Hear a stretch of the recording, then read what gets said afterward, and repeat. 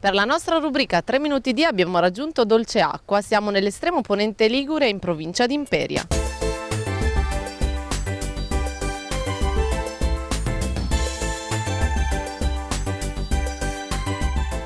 Ci troviamo proprio nel punto in cui molti anni fa, nel 1884, Monet pose il suo cavalletto per disegnare uno dei suoi quadri. Sembra che Monet sia stato ispirato anche da alcune fotografie di Dolce Acqua che giravano in quel periodo.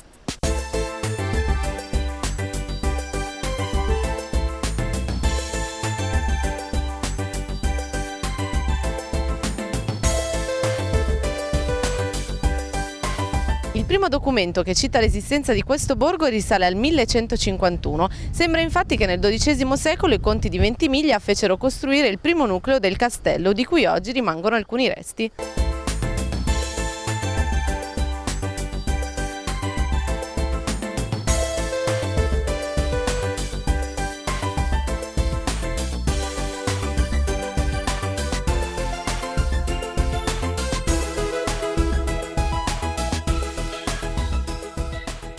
Dolce Acqua non solo è uno dei borghi più belli d'Italia, ma è anche capostipite di questa iniziativa. Infatti proprio qui a Dolce Acqua c'è la sede nazionale dei borghi arancioni, un'iniziativa ideata proprio da questo comune nel 2002.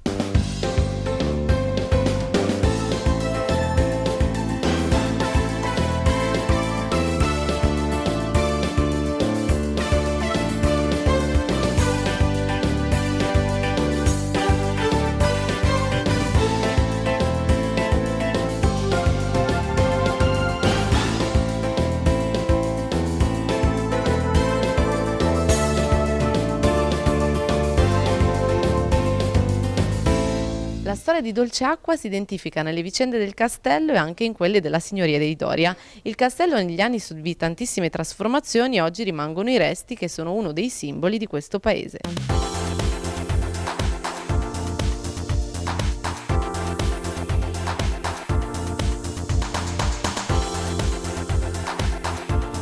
Il paese di Dolce Acqua è famoso per i suoi carruggi. Tra quelli più suggestivi e misteriosi c'è quello in cui ci troviamo, che conduce dal paese al livello del fiume Nervia.